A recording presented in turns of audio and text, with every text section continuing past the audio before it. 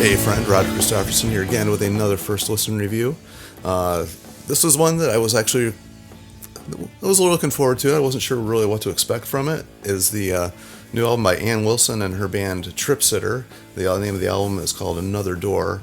Now Ann Wilson, as you all know, was the lead singer of Heart. I'm not really sure what's going on with Heart anymore. Her and her sister have not been seeing eye to eye on how Heart should be going right at the moment. I know Nancy's out with her, or was out with her own version of it for a while, and I don't know why Ann didn't want to go do it. There was some big discussion. I don't know if there was you want to call it a fight or not. I don't really know the whole story behind all that, where they just did not want to go out and do things the same way. So Nancy went out on her own. Ann put her own band together and did her own thing.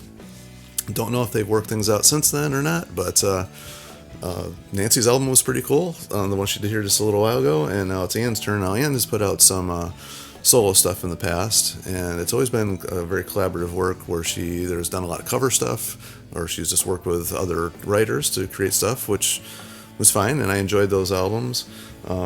This one, I didn't know if this is the band she put together or it was a band she found or she was working with. I don't know anything about this band, but the members of the band feature Tony Lucido on bass, Ryan Werner on guitars, Sean T. on drums, Paul Moak on guitars and keys, and Tom Bukovac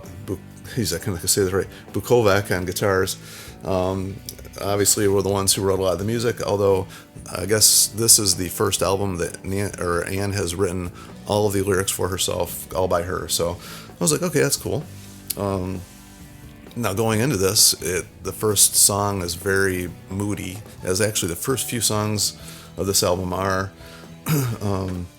In fact, when she started singing the name of the first song, Tripsitter, I was like, man, is this another singer in the band that she's singing with? It didn't sound like her at all. Part of that is because she was singing on a lot lower register than normal, and there was a lot of processing, a lot of effect on her vocals. And then towards the end of the song, she started going to a higher register like we all are used to hearing. Not really super high, but just a little bit stronger vocal part. It just, oh yeah, that's Ann. Okay, so from that point on, I'm like, okay, this is going to be a different album. Overall, the mood of these songs, just kind of like the first few are just kind of like trippy. They're kind of like maybe like a alternative type sounding band. A lot of effect on guitar, a lot of reverb going on, a lot of room sound on her voice. There's a lot of processing throughout the songs on this. But then somewhere along the middle, it starts rocking a little bit. Actually, the first one they get into there just kind of it left me wanting to hear more of the first few songs. Like the rocking just didn't work at all. I just didn't feel as though that's the direction that they should have kept heading with this one.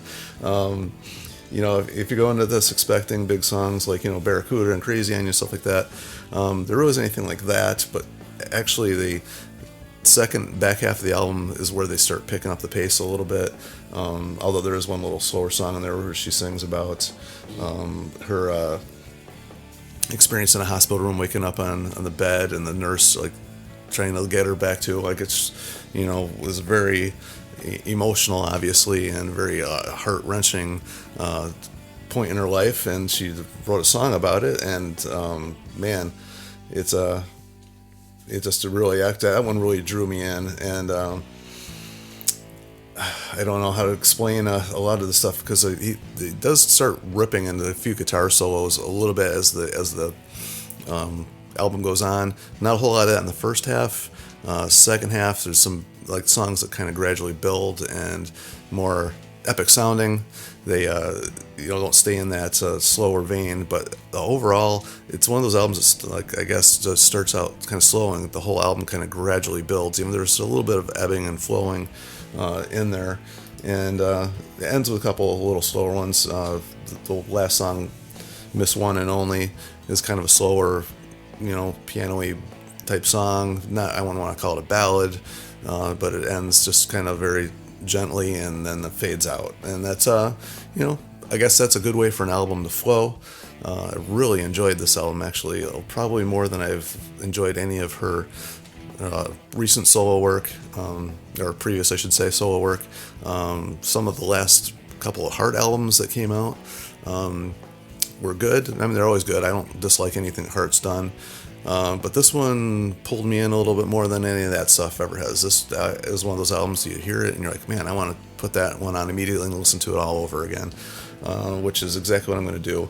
A couple of the highlights on here for me, there's a song called Rusty Robots, which I thought was really good. And then the second song here, This Is Now, was really cool, moody, like I keep saying moody, I don't know how to explain it. It's got almost haunting type feel when her singing on some of the songs. Is really a haunting, emotional, just feeling you get, and there's a lot of that on this album.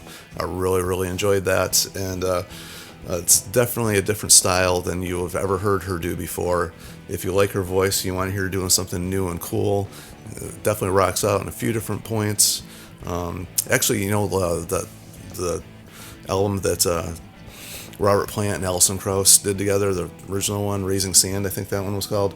It's got that cool, moody feel, a lot of reverb and stuff going on, the T-Bone Burnett type production.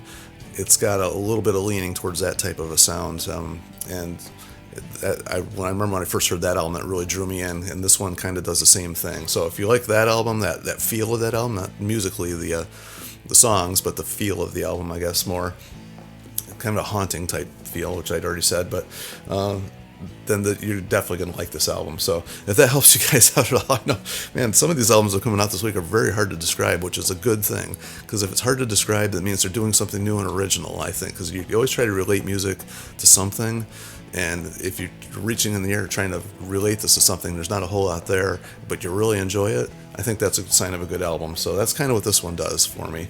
And as always, willing to hear everybody else's opinion, and if they've listened to this already and what they think of it, feel free to share that down below as always. Like, share, subscribe, and all that fun stuff as always, because it really helps bring people in this conversation. And Ann's 73 years old, she's still putting out great music. I think this is great. Keeping the music alive, that's what we're helping do here, is keep the music alive, and that's kind of what this is all about. And as always, I will talk to you in the next one. We'll see ya.